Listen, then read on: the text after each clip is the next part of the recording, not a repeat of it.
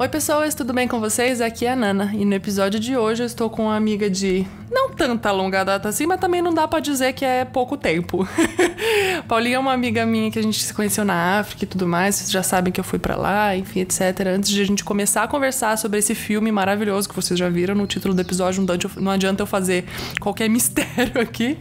Paulinha, por favor, se apresente pros nossos ouvintes. Oi pessoas anagramers, você que tá chegando agora, você que é novo, você que já acompanha desde o primeiro episódio, tamo junto. Eu sou a Paulinha, a Paula, Ana Paula, Paulite, assim, vários nomes, inclusive um na Pedrinha Branca que desconheço, mas o importante é que o senhor sabe esse nome. Então fique à vontade pra me chamar de como você quiser. Vou atender a todos. Bom, então vamos lá. A Paulinha é uma amiga minha que, enfim, a gente sempre conversa sobre milhares de coisas das mais diversas possíveis, desde a caminhada com o senhor a... sei lá, por que essa garrafa é dessa cor? Tipo, coisas assim. Principalmente esses assuntos aleatórios, eu acho. Exatamente. E quando eu assisti Divertidamente pela primeira vez, que não faz muito tempo, confesso a todos aqui, eu tenho um probleminha com assistir animações no período em que elas são lançadas, eu demoro muito pra assistir. Momento confissão, gente. Vai, pecado confessado é perdoado. Disney e Pixar, me perdoem, mas enfim... e aí, quando eu assisti a primeira vez, eu mandei mensagem pra Paula chorando rios, porque isso acontece. Se você assistiu Divertidamente e não chorou, que Deus tenha piedade da sua alma, porque você já está morto por dentro. Na verdade, chorar rios é uma coisa meio que comum, não só com filme, né? Não vamos entrar nesse detalhamento que as pessoas já sabem que eu sou assim, Paula. Não precisa explanar isso mais, entendeu? Já é Mas comum. a gente pode dar um spoiler que, tipo, eu chorei com um filme, que é uma coisa que as pessoas não sabem, que não é algo corrente comigo, né? Não é algo frequente. Chorar não é uma coisa que eu pratico. Deveria. Não sei. Vamos saber aí ao longo do nosso bate-papo. Enfim, então, pra caso você não tenha assistido Divertidamente, vamos aqui, né, dar um breve resumo da história do filme, caso você seja como eu, uma pessoa atrasada que não assistiu ainda. E pode estar se interessando através desse episódio. Vamos lá, existe uma menininha que é a protagonista, chamada Riley, e a gente começa a perceber que os personagens ali, além dela, são como se fossem os sentimentos dela dentro da cabeça dela. Existe uma sala de controle, que é como se fosse o cérebro da Riley. E a gente tem ali na sala de controle a alegria, a raiva, o nojo e a tristeza. E o medo. E o medo. Eu esqueci só o que eu mais sinto. A gente lançou fora por causa do amor perfeito. Enfim. Então são esses 5 sentimentos que estão ali governando a sala de controle da Riley. Só que o sentimento principal dela, o primeiro que surge quando ela era um bebê ainda, é a alegria. Então a gente sabe que ela é uma menina muito alegre, por natureza. Só que aí os outros sentimentos também entram na vida, né? Porque acontece. E aí nessa premissa, assim, da gente ter primeiro essa noção de que é uma menina e que a gente vai assistir os sentimentos dela atuando na vida dela, começa o filme. E aí a gente vê ela sendo uma menina muito alegre, muito próxima da família, que ela ama jogar hóquei e tudo mais. É muito próxima dos amigos. A gente tem a primeira quebra ali de expectativa, principalmente da alegria, né? Que é o sentimento principal dela, que eles mudam de cidade. Então ela perde o chão com várias coisas. Só que a alegria não quer nunca sair do controle dos sentimentos da Riley. E aí, isso aí a gente já começa a gente botar a pensar, né? Tipo assim, como assim? Aconteceu uma mudança, é óbvio que os sentimentos se misturam com isso. E aí é meio... Você vê o conflito interno ali da própria Riley tentando, tipo, não, eu preciso ficar feliz, porque os sentimentos ali na sala de controle estão querendo governar a cabecinha dela. E aí é muito legal também, a gente tem acesso à cabeça de outras pessoas, às vezes, né? Às vezes mostra os divertidamentos, vamos dizer, né? Os sentimentos da cabeça da mãe dela, do pai dela, que é muito legal. E a gente tem esse ambiente, assim, né? E aí, nessa quebra de expectativa da mudança, várias outras coisas começam a acontecer. A gente vive, acho que mais tempo do filme, né, Paula? Dentro da sala de controle, dentro da mente da Riley, do que nos acontecimentos externos mesmo da cena dela, com a família e tudo mais. O que eu acho genial, porque eles montam um universo incrível. De tipo, as personalidades da Riley são como ilhas dentro da cabeça dela. Então tem a ilha da amizade, a ilha da família, a ilha do rock. E aí acontece de a tristeza, uma hora ou outra, começar a governar alguns sentimentos ali, tipo, meio que roubando a cena mesmo. E ela é muito legal porque a própria tristeza não entende por que ela tá fazendo aquilo. Só que é como se fosse meio que obrigatório ela sentir tristeza naquele momento. Então o sentimento toma a frente da situação. Então aí começa a acontecer várias coisas. Elas saem da sala de controle, assim, num acontecimento. Eu não quero dar muitos spoilers, contar o filme inteiro, né? Porque pode ser, de fato, que tem alguém que não assistiu. Mas aí acontece delas, tipo, ter que ficar fazendo um caminho de peregrinação, vamos assim dizer, né? De volta da onde elas foram, né? Porque acabou que elas foram ejetadas da sala de controle e elas precisam voltar. E aí fica somente raiva, nojo e medo controlando. Então, assim, a Riley fica completamente diferente do que ela era, porque a emoção principal dela... Literalmente fora de controle, na sala de controle. Exatamente. Então a emoção principal dela ali foge, e é um momento de dificuldade na vida dela, então não ter alegria e tristeza é muito complicado, né? Enfim, sem dar muitos spoilers, essa é a base da história, não quero contar tudo porque é muito lindo o desenvolvimento do filme em si e tal, mas eu acho que é muito legal esse universo que eles trazem pra gente, né? De você entrar na cabeça de alguém e entender o funcionamento dos sentimentos. Eu acho incrível. Não, e o bacana é que, assim, diferente da Nana, eu não assisti só 2 vezes. Eu assisti várias. Então, quando ela falou ontem pra mim, tô assistindo de novo, eu falei, eu vou começar agora. Então, cada vez que eu assisto, e agora, né, dessa última vez, eu assisti já sabendo do podcast, você acaba prestando atenção em outros detalhes que vai passando na história, né?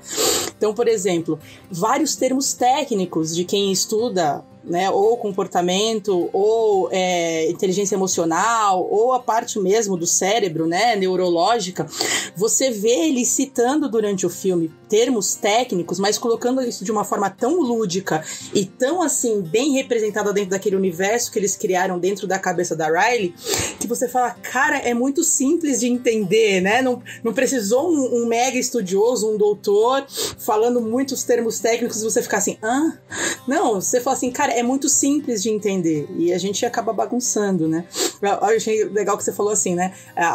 Realmente o filme apresenta ali a Riley com a emoção principal sendo a alegria, mas o que eu prestei atenção dessa última vez e que eu não tinha prestado atenção das últimas vezes que eu assisti, é que, assim, a tristeza aparece também no começo do filme, apesar do protagonismo ser da alegria, né, a história toda em volta da alegria, uma das primeiras frases da alegria no filme, ele diz assim, nossa vida era perfeita, e durou 33 segundos, porque na sequência a tristeza aparece. E eu não tinha essa memória, né? Essa percepção. Porque pra mim foi assim, gente, mas como é que foi que a tristeza apareceu? O que aconteceu? Antes de assistir o filme de novo, eu fiquei assim, eu não lembro qual foi o fato que aconteceu. Eu falei, não tinha fato. Foi só porque ela chorou, que ela tava com fome, com sono, ou suja e precisava trocar a fralda, porque era um recém-nascido. Né? E, então, assim, é bem interessante porque a gente acaba percebendo que essa exposição que eles colocaram ali das emoções, a gente tem na nossa vida mesmo, né? É proposto pra gente escolher uma dessas emoções pra governar e você meio que cria o seu personagem em cima dessa emoção, né? Quando você citou que a gente vê dentro da cabeça dos outros personagens, né? Do pai, da mãe, até do menininho lá que depois, se você realmente gostar da animação, já vou te dar uma coisa, não sei se a Nana assistiu, mas no Disney Plus você pode ver uma continuação, é um curta da Pixar que chama O Primeiro Encontro da Riley, então é meio que a continuação do filme, né? E aí você vê, tipo, a última cena do menininho lá, que ela esbarra, dá a continuidade dali. E você, é interessante porque mesmo a sala de controle é exatamente a mesma, as emoções são exatamente as mesmas, só que você vê personificado. Então, depois de adulto, uma dessas emoções, ela acaba se evidenciando, né? Então o pai tem uma das 5 ali que você mostra mais característico, a mãe tem uma outra, apesar de todos eles trabalharem em equipe. E da Riley, querendo ou não, todas elas não têm a cara da Riley. A emoção tá meio que sem cara, porque ela ainda tá escolhendo, né? Ela tá crescendo, tá desenvolvendo. Formando ainda, né?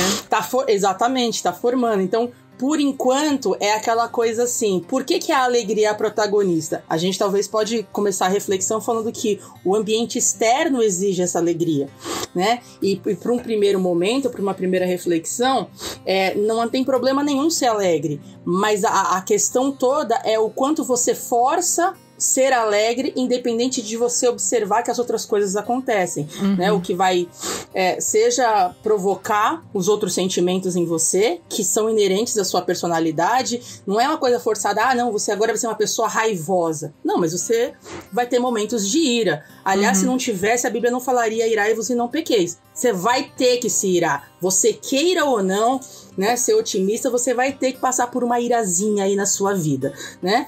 Agora, o que acontece é que dependendo de como isso aconteceu na tua sala de controle, você meio que tenta matar a emoção. Então eu brinquei aí no começo, né, falando da questão do choro, que eu não fui criada pra chorar. Aliás, eu tenho uma questão assim do tipo, não gosto. A última vez que alguém me viu assim, chorando muito, sem muito motivo, eu tava drogada, né, Nana? Inclusive foi lá na África. 400 remédios fazendo efeito no corpo. Foi, a gente voltou de Moçambique e aí eu precisei ir pro médico porque tava ali num estado gripal e como era Moçambique a gente não sabia se podia ser, sei lá, uma malária, alguma coisa. O próprio atendimento hospitalar fez a mesma coisa. Quando olhou e ouviu Moçambique, ele falou assim, vem aqui, a gente vai te dar um remedinho. E eles misturaram tudo e deram pra eu tomar. E a reação não foi assim a melhor que eu esperava, né? E assim, não tava preparada pra lidar com aquilo, e a gente tá falando de uma vida inteira, né? Não era a Riley que tem 11, né, no filme. A gente tá falando de uma mulher que tem mais de 30, né, na época que aconteceu, que eu já tenho mais mesmo. Mas não é o caso, pula essa parte, né? Então você fala assim, como é que você passa mais de 30 anos sem saber lidar com a questão da tristeza, ou no caso, era só o choro. Eu ficava assim, eu tô chorando, eu não quero chorar, não tem motivo, e eu chorava. E era efeito do remédio, né? E as pessoas riam em volta porque realmente tava bizarro, né? Ninguém esperava eu chorar, nem eu, mas eu tava chorando, né? E por que eu tô falando dessa questão do choro? Porque eu já assisti o filme várias vezes, mas sempre me incomodou. Eu sempre assisti o filme me identificando muito com o personagem da Alegria. No começo, aquela raiva, apesar dela ser alegria, ela tinha um ranço e uma raiva da tristeza, né? E tentava de todas as formas controlar a tristeza. Então, faz lá o seu quadrado, o seu círculo, fica aí no seu canto, deixa eu te dar alguma tarefa que não seja importante para te evitar ativa na sala de controle. Então, de alguma forma, eu me identifiquei muito com isso. Talvez não seja a Alegria o personagem que eu me identifico mais. Talvez a raiva, não sei, o nojinho, não sei, uma mistura de todos pra dar assim um belo de um deboche. Mas a tristeza, eu me via na Alegria, tipo assim, cara, por que ela existe? Ela não tá vendo que ela tá atrapalhando tudo, caramba. Ela tá vendo que ela tá atrapalhando quando ela vai lá enfia a mão de novo. Alguém prende esta maldita. Eu tinha esse mesmo sentimento assistindo um desenho, gente. É complicado, eu sei, mas ele provoca, né, todas essas reflexões.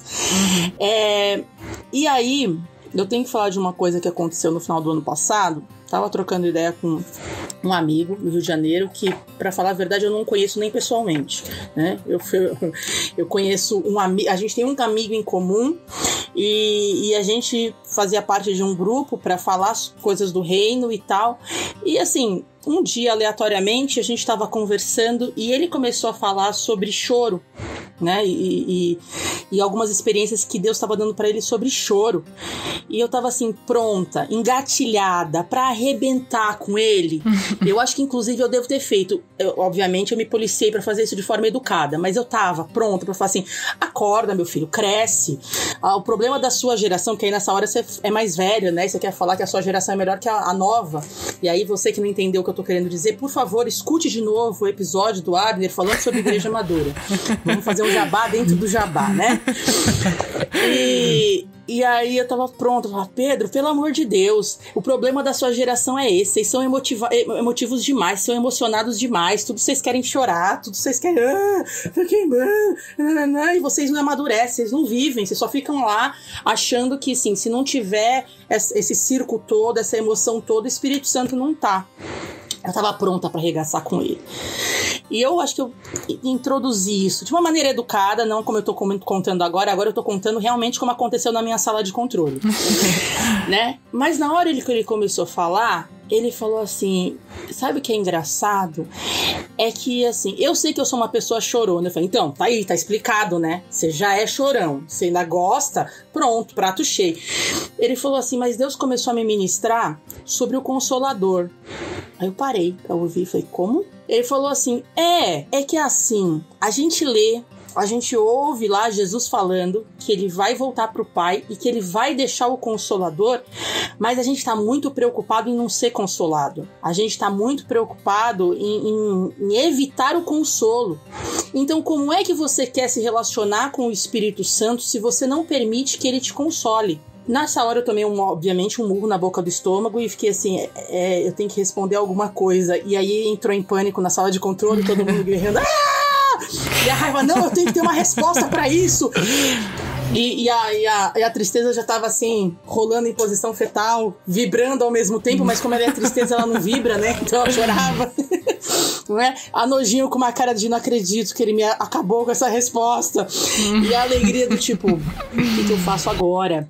Né? Querendo, tipo, dar uma resposta assim. Mas é óbvio, eu tenho que vir depois do choro de uma noite, a alegria vem ao amanhecer, então tá tudo certo. Pode chorar, mas eu vou aparecer no final pra ganhar a cena. Mas aquela conversa durou horas, então eu vou deixar o resumo nisso daí, né? Porque foi o insight, a hora que eu tava assistindo o filme ontem, que o senhor me fez lembrar dessa conversa.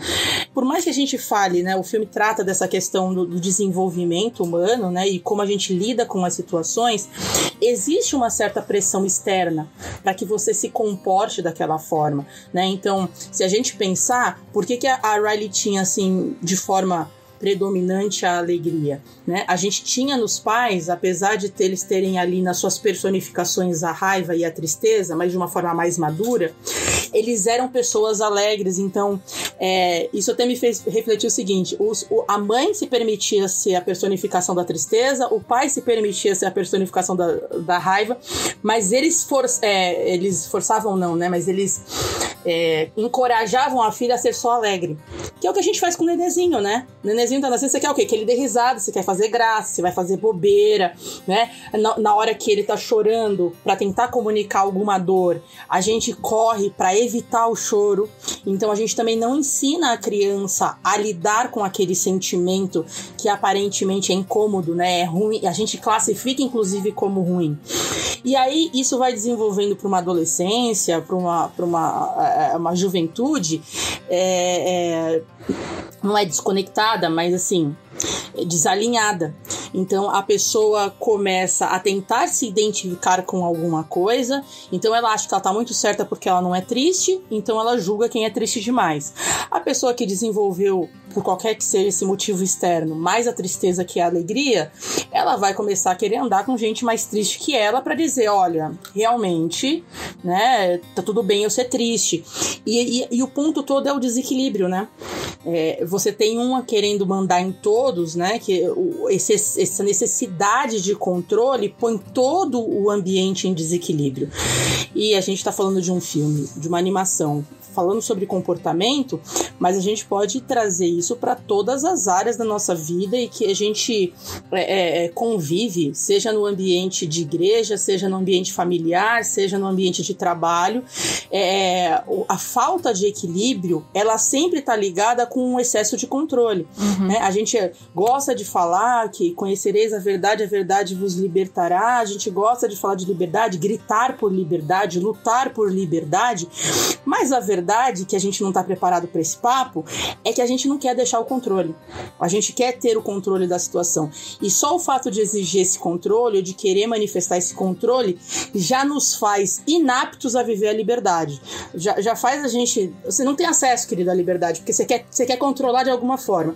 Seja engessando o seu próprio comportamento, seja tentando controlar o comportamento do outro, seja minimamente... Não é questão de prudência, não é questão de você ser uma pessoa precavida. É mais porque você quer controlar mesmo. Vamos tratar com a verdade. Você quer controlar. Você quer controlar como é que as pessoas vão reagir. Você quer controlar teu engajamento. Você quer controlar a reação das pessoas. Você quer controlar os comentários. Você quer controlar o que você acessa ou o que você não acessa.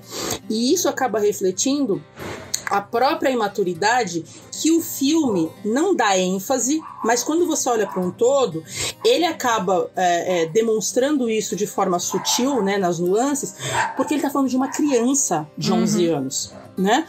E ele é bom fazer a gente refletir, porque você pode estar com 20 e tantos, 30 e tantos, 40 e tantos, e sei lá qual é a tua idade, você que está ouvindo, e você percebe que o teu comportamento é tão imaturo quanto de uma criança de 11 anos que na idade dela, tá certo ela passar por aquilo. Ela precisa desenvolver.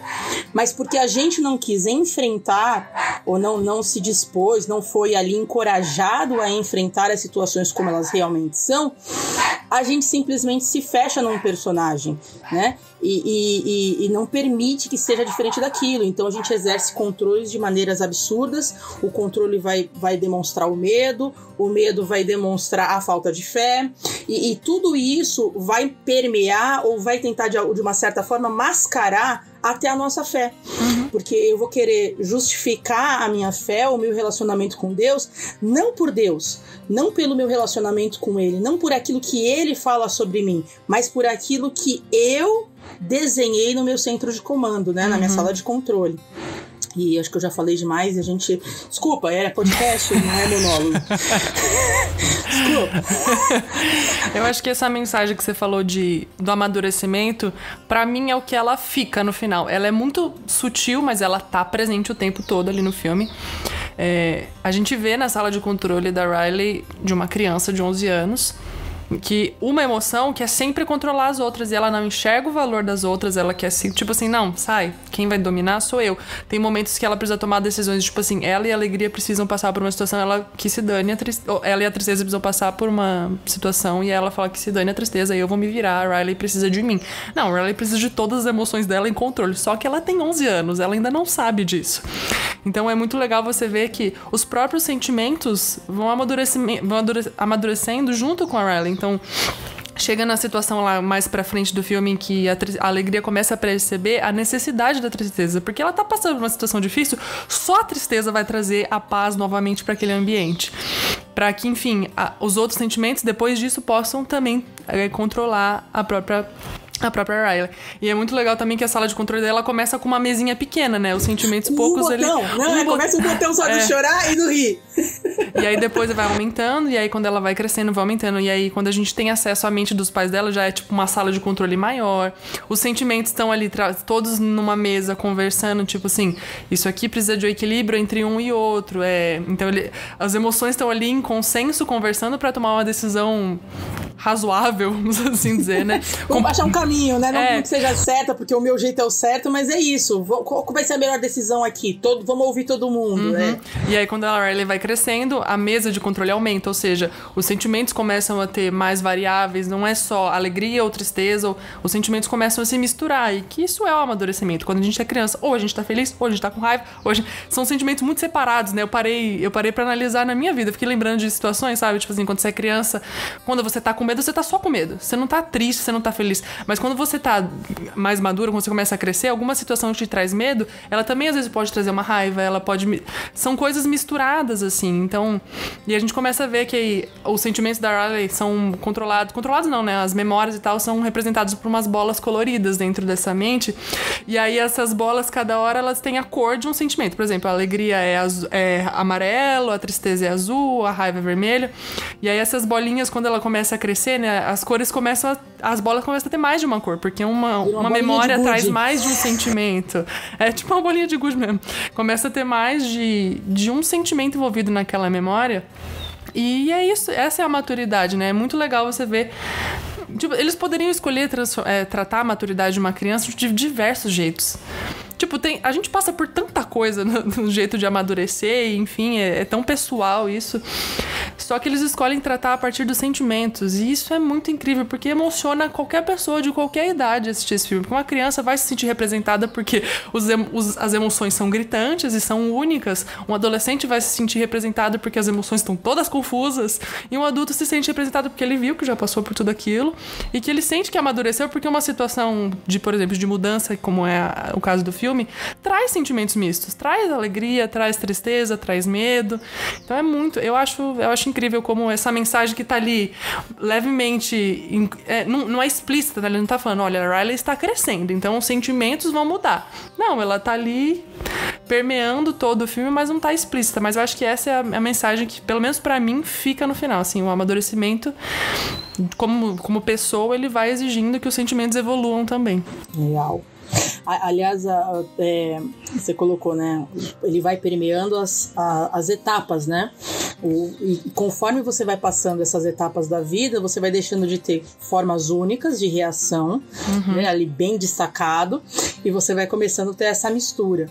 E eu acho que a reflexão, se a gente for bem honesto como adulto, mexe com a gente, não só de você olhar para o passado e falar, cara, foi essa bagunça mesmo, ou nossa, quando eu era criança eu era realmente um nojinho, ou era uma criança explosiva, por tudo eu gritava, né?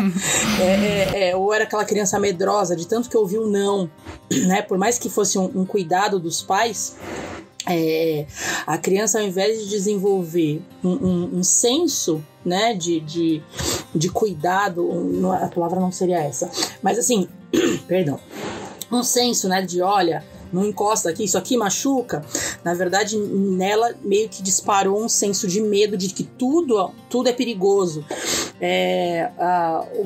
Acho que o que me pega, talvez eu esteja nesse momento assim, sem as drogas, mas assim, reflexiva e emotiva. Ainda não tô chorando, tá, gente? Mas assim, tô bem reflexiva, reflexiva, né? Refletiva. É essa aí, tá? Tô refletindo muito. Ponderando muita coisa.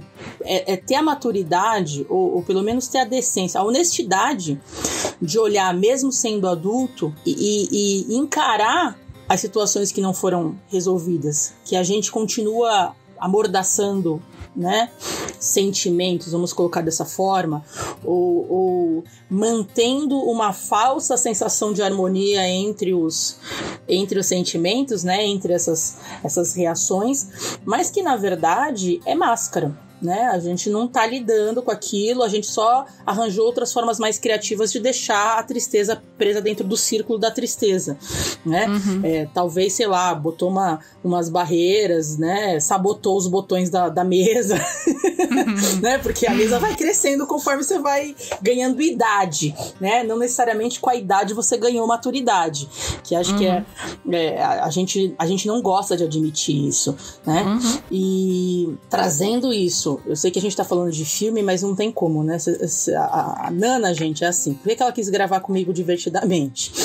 Porque, como ela falou, a gente conversa de tudo, dos assuntos mais aleatórios. E aí ela brinca que a minha cabeça tem um divertidamente, assim, umas coisas, assim, muito ligadas nos 450, né? Nem 220. Que na de ninguém tem. O da Paula tem um divertidamente diferente. Eu não sei. Eles foram alimentados com alguma coisa que eu também desconheço. O que acontece?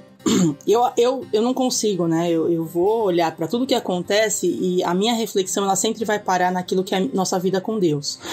Então, eu passei pela fase, tô saindo dela, ou pelo menos foi o que eu falei, né? Me esforçando para sair dessa fase onde eu analisava a minha vida com Deus e julgava a vida com Deus dos outros, partindo do princípio que a minha era certa, mais ou menos como a Alegria faz no começo do filme. Só ela tem razão, os outros até estão lá, mas desde que ela controle minimamente a reação de cada um. Tipo assim, você pode até ter nojo, desde que eu tenha uma boa sacada e uma boa ideia para reverter isso para uma coisa mais otimista, né? Desculpa o spoiler, mas assim, a Alegria faz isso, né? Uma pessoa muito otimista, né? Não que haja problema com isso. A questão, de novo, é o equilíbrio. A pessoa, a Alegria, ela vai procurar olhar o lado bom da coisa, né? Por mais que você esteja passando por uma situação aí desagradável, desgastante, frustrante, né? De perda, de alguma forma você vai passar por aquele luto, você vai passar por aquela tristeza, você vai passar por aquela perda, mas em algum momento a Alegria vai te dar alguma ideia do que fazer com aquilo, ou o que eu aprendi com isso, como é que eu vou dar a volta por cima. É natural do ser humano, até porque é instintivo nosso, né? Reagir, né? Sobreviver. Então, por mais que a gente esteja, né? Estou aí exausta, não sei como é que vai ser 2022, os memes são só isso, né? 15 de janeiro e eu já estou acabada. Mal começou o ano e eu já quero que ele acabe. E a gente acha graça nisso. Mas, querendo ou não, se a gente for bem honesto, o que a gente está fazendo? A gente está dando concordância para uma coisa que vai contra a nossa fé. Porque a nossa fé fala de esperança, né? E apesar de esperança não ser um sentimento, ela não está presente ali na sala de controle, eu vejo a esperança muito mais como esse equilíbrio entre as emoções. Eu vou reagir Eu preciso lembrar que tem o dia mau, eu posso irar e não pecar, né? Eu posso chorar a noite inteira que no dia seguinte de manhã vem a alegria, né? O nojo eu não achei o versículo, desculpa, gente, a pesquisa foi falha, né? Falhei miseravelmente. O medo, realmente, eu não tenho como defender o medo, porque depois você conhece o Perfeito Amor, ele realmente é mandado embora, ele é calado. Acho que o medo tá ali só pra te lembrar que, assim, ó, apesar de você ser ser humano e ele vai tentar te pegar, você pode lembrar que ele não te domina, né? A famosa frase, vai com medo mesmo. Mas o ponto em si viu, gente? A volta que o meu divertidamente dá é essa. O ponto em si é de não só ganhar idade, mas adquirir, né, ou construir essa maturidade, é ter a honestidade de encarar os fatos, né? De olhar e falar assim, o quanto eu tô mascarando, o quanto eu tô achando legal essa nova proposta, né? Porque a cada geração, né? E aí eu colocando geração de forma histórica, né? Cada geração existe uma ideia brilhante de falar, olha, esse é o melhor modelo de culto. Então a gente volta pro equilíbrio. Então moderação, bom senso, equilíbrio. Acho que o ponto em si é o que eu tô fazendo com essas palavras e distorcendo o conceito delas. Porque hoje em dia a gente tem que prestar atenção de onde vem a nossa origem, né? Então, por exemplo, eu vou falar de bom senso. Talvez o que era bom senso na época dos nossos pais, dos nossos avós, hoje não é mais considerado bom senso, né? E eu não tô nem dizendo que o dele estava certo ou que o nosso estava certo. É só diferente. E o ponto é que esse diferente, se é diferente, ele é exceção, né? Se a gente considerar um todo. E a gente chegou num ponto de questionar tanto que a gente está trazendo a exceção como regra e está condenando a regra. Então, o ponto não é assim, mas a gente tem que voltar a ter uma regra. Não, mas a gente está tão desesperado para quebrar a regra, para dizer que eu não obedeço regras, que a gente está pervertendo aquilo que são princípios. Então, por exemplo, o filme conta a história de uma menina de 11 anos. Eu tenho 41, né? Eu tenho idade para ser avó dessa criança, se a gente tivesse considerado um cenário aí de gravidez muito cedo, né? Mas assim, se eu parar para pensar, o filme vai acabar tratando de ciclos, né? Ela tinha um ciclo em Minnesota, aquele ciclo é interrompido, não encerrado, ele é interrompido com uma mudança para São Francisco, mas de certa forma, ao longo do filme, ela consegue encerrar o ciclo de Minnesota e seguir em frente em São Francisco. E essa questão dos ciclos, a gente vai ter o resto da vida para lidar, né? O ponto, o que eu quero dizer, que não é um ataque, quando eu falo assim, cuidado com os conceitos que a gente vai abraçando, que são fora daquilo que a Bíblia já deixou para nós de conceito e de princípios, por exemplo, quando eu falo de ciclos, ou por exemplo a palavra recomeço, né? Morávamos em Minnesota e agora estamos recomeçando a nossa vida em São Francisco. Poderia ser essa palavra, ao invés de mudança, né? Sempre quando a gente pensa em recomeço, a gente pensa em fazer de novo, ou começar algo novo. Mas se a gente for olhar para a Bíblia, toda vez que Deus fala de encerrar um ciclo ou de recomeço, ele não fala de fazer algo novo, porque em Eclesiastes mesmo diz que o que é e o que vai ser já foi. Então não existe algo novo para Deus. O que existe é para nós, seres humanos, né? Pós-queda, né? Que estamos ali voltando para a origem. Então, quando a gente pensa em origem, a gente está pensando em começo. Quando eu tenho a oportunidade de um ciclo ser encerrado e um outro começar, é uma oportunidade não de eu tentar uma forma nova de dar certo, mas é uma oportunidade de eu olhar para a origem e eu voltar para o começo. Então, se a gente olhar para o filme, né? O que tudo isso está falando tem a ver com o filme. Quando eu olho para Riley, que está começando ali, a gente está acompanhando o desenvolvimento de uma criança, eles dão uma avançada e focam no ano, né? Entre que ela tem 11 anos. Eu olho para aquilo e eu penso na minha origem. Ou pelo menos essa reflexão que eu tiro, né? Da minha origem, o que exatamente tem a ver com a origem real? Origem real seria o quê para mim? Como Deus me criou, né? como o que Deus me criou para ser, o que Deus criou o ser humano para ser, né? Então vou do macro até chegar em mim. Eu tô sendo coerente com a criação original de Deus, ou eu tô colocando as minhas vontades, os meus nojinhos, né, o meu medo, a minha raiva acima do que a origem de Deus, e tentando usar Deus para justificar a minha desobediência, né? A Nana fala muito sobre essa questão da obediência aqui no podcast, e assim, você pode permear ela em qualquer assunto, né? A gente está mais preocupado. Quando eu fiz os pontos aqui do que eu queria falar, a gente tinha combinado, né, de fazer esse podcast, ia ser o primeiro do ano, né? E aí teve toda a situação de saúde, estamos gravando, tudo bem. A gente ainda está no começo do ano. E a gente está aqui num momento que, querendo ou não, a maioria de nós fez as suas listinhas de resolução, porque é o comum, é o que todo mundo faz, né? Se você não fez sua lista, minimamente a lista, mesmo que você não admita, lá dentro você criou aquela pontinha de esperança de o ano próximo vai ser diferente, tudo novo, você canta a musiquinha do encerramento da Globo, sei lá, o que você canta, né? A gente sabe que no Natal você canta Simone ou Mariah Carey, sei lá, né? Mas se você não canta, pelo menos você é obrigado a ouvir. Mas existe um sentimento coletivo, já que a gente tá falando de sentimentos, em relação a ciclos, né? Existe uma forma, uma reação coletiva em relação a ciclos, que assim, nossa, que bom, encerramos esse ano. Então é um ciclo, um período que está se encerrando. E você coloca todas as expectativas em cima do próximo ciclo. Quando, na verdade, o ciclo pelo ciclo não muda nada, né? Se você não tivesse a contagem do calendário, você não se comportaria com esse sentimento coletivo em relação ao tempo, né? Ao Cronos. Você começaria a observar os ciclos da forma como Deus criou originalmente. Como Deus criou originalmente os ciclos? Não, obviamente ele deixa lá no Gênesis, né, dizendo que ele criou as estrelas, né, e os astros para poder medir o tempo, mas não para a gente focar em ciclo temporal, mas para a gente observar que o desenvolvimento naquele ciclo, seja o nosso desprendimento, seja a nossa entrega, seja o nosso relacionamento com ele, e por causa do nosso relacionamento com ele, o nosso relacionamento com as pessoas vai mudar, vai alterar. Isso faz com que eu observe toda essa sala de controle de uma outra maneira.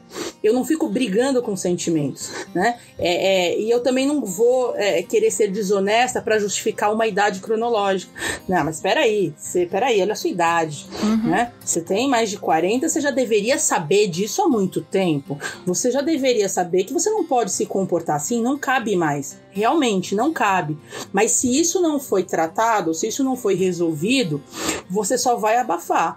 E lá na frente, suas ilhas vão destruir, né? Vai capotar tudo, vai acontecer o colapso, né? E se você quiser tratar isso como termos técnicos e médicos, vai ser burnout, estresse, qualquer outras coisas aí, né? Que a gente tá, depressão, e que a gente tá em alta, né? Comentando. Então, que eu fiquei refletindo sobre isso é a nossa interação, né? Como a gente interage com esses finais de ciclo.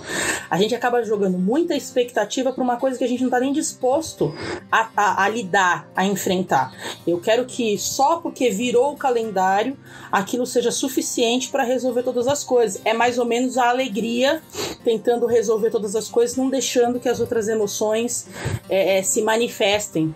Então eu já fiz meu trabalho controlando todo mundo, né? Mas eu acho que é isso, né? A gente vê muito no filme falar desse descontrole emocional que é o que você falou várias vezes, não tem como a gente não trazer pra nossa vida. Eu acho que é por isso que tanta gente se identifica e gosta muito desse filme, porque ele não é só uma historinha fofinha que você assiste na sala de cinema ou hoje em dia na sala da sua casa, né? Porque, enfim, coronavírus não acaba nunca. Mas ele é um filme que te faz refletir sobre a sua vida. Ele faz você lembrar das coisas que você viveu, ele faz você lembrar de que, olha, talvez eu precise parar de tentar ter controle sobre essa tal emoção, porque ela faz parte, eu preciso respeitar, que eu tenho que sentir isso sim, só que eu não posso deixar ela me controlar também.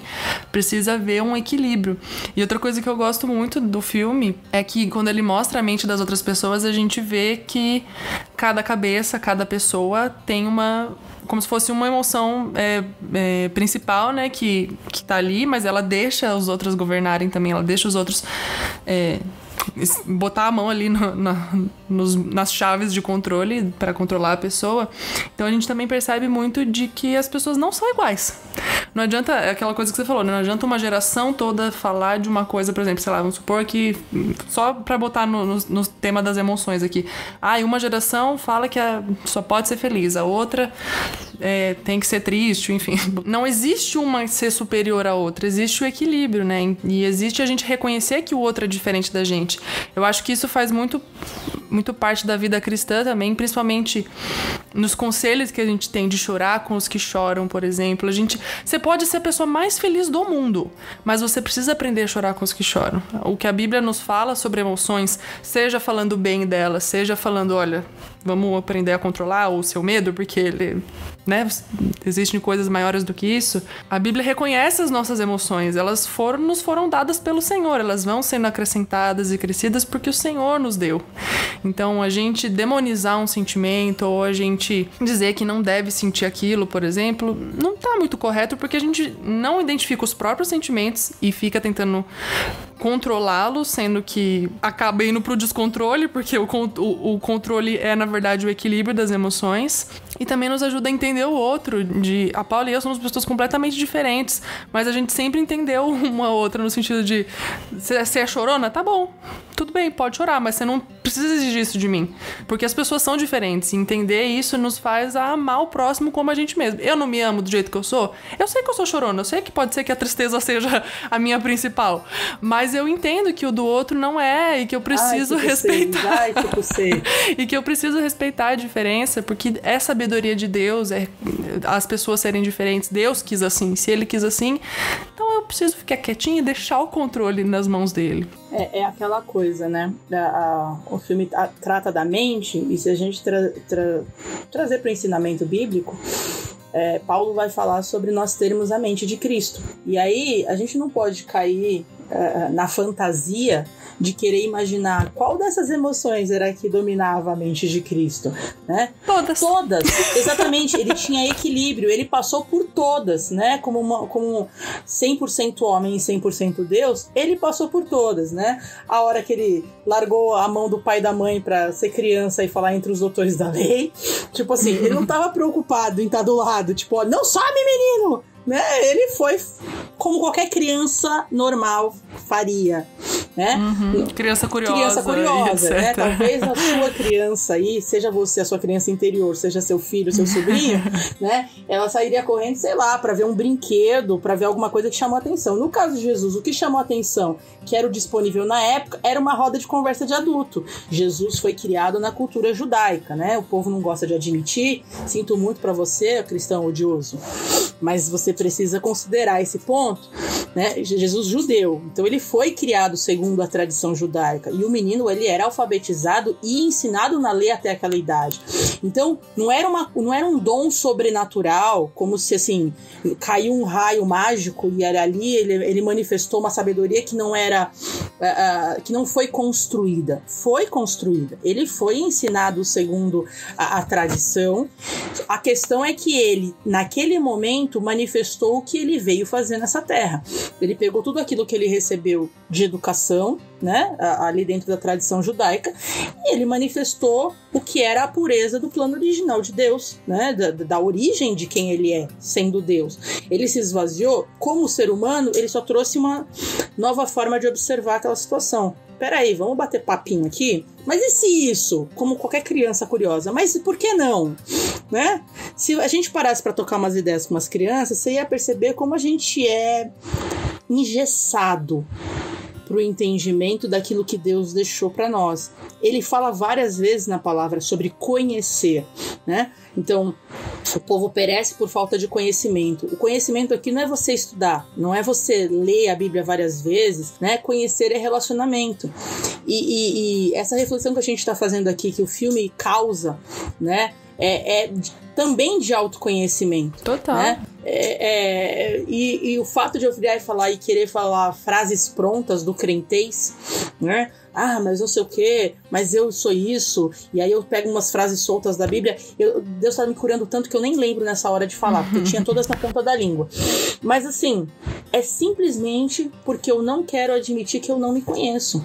Porque eu quero me enfiar dentro de um personagem e encapar uma emoção daquilo que o ambiente que eu frequento incentiva, porque todo mundo ali é igual. Não, tem a mente de Cristo. Como é que você tem a mente de Cristo? Romanos 12, né? Entrega o teu corpo como sacrifício vivo.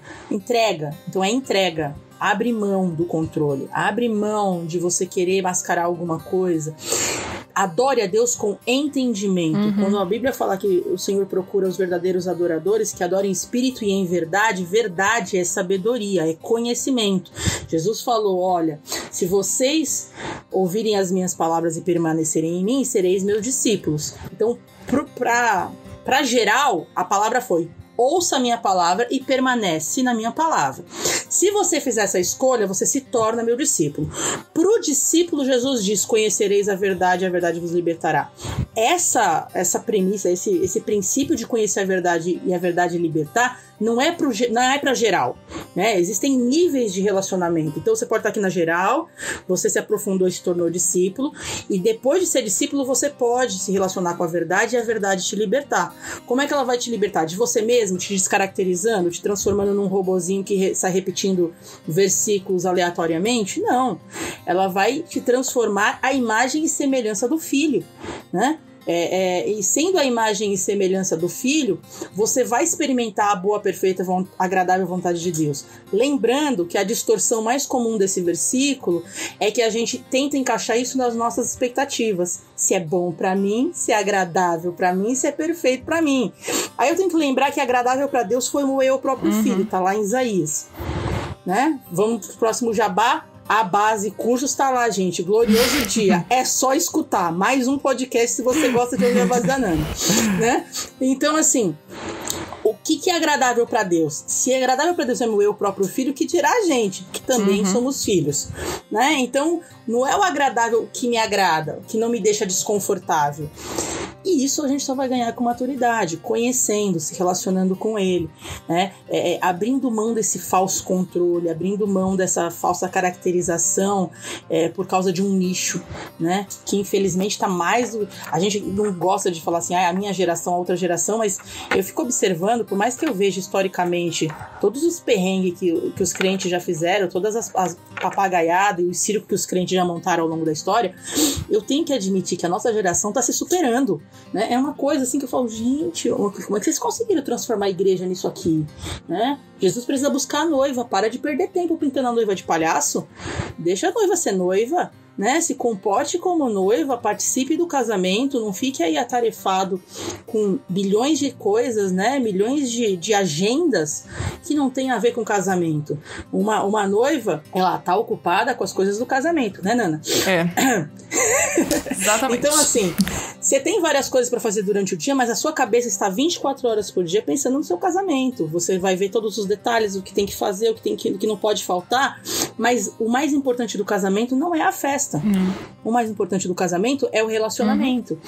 Então a gente passa a nossa vida e a gente é incentivado, encorajado a isso de maneira distorcida, a ter 1000 atividades durante a semana, né? 1000 agendas durante a semana, que tem muito mais entretenimento do que relacionamento, e eu não me preocupo em ser noiva, eu não me preocupo com o casamento com o cordeiro.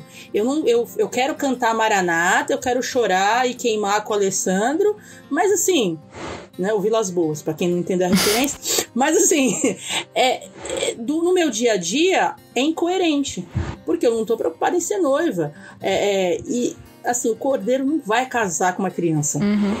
Então aproveita a reflexão aí do Divertidamente e dê espaço, se entrega para amadurecer, né? Se entrega para encarar as situações, lembrando que você é noiva, que você tá ocupada com um casamento, não com a festa para impressionar convidados, né?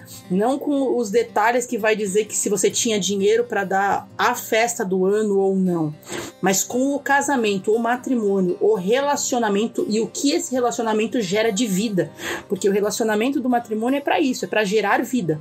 E é isso. É isso, eu acho que a grande reflexão que fica é do nosso amadurecimento como pessoas, né? E não tem como não trazer pra reflexão de uma conversa de duas cristãs.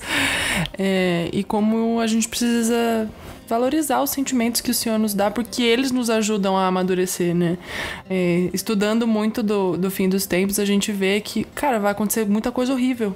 E se eu não me permitir sentir essas coisas horríveis, eu não vou sentir e amar o plano de Deus na plenitude do que ele é. Deus não tá escondendo, olha, coisas tristes vão acontecer.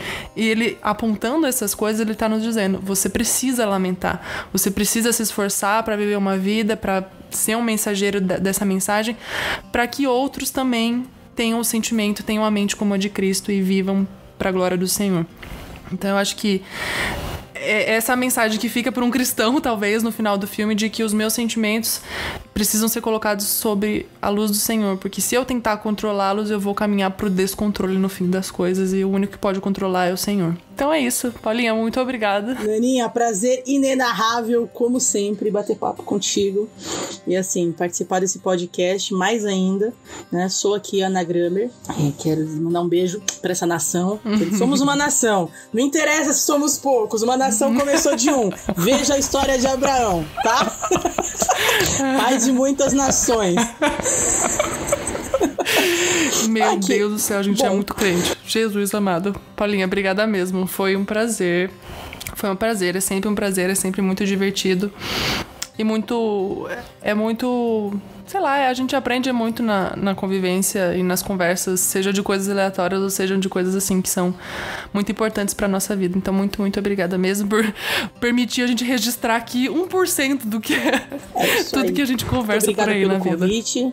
Gente, um beijo. Foi um prazer estar aqui servindo vocês. Participar dessa mesa, sair alimentada. Então é isso, gente. Muito obrigado por vocês terem ouvido até aqui. Se você não assistiu Divertidamente, assista, é maravilhoso. E é isso, até o próximo episódio. Um beijo e um queijo.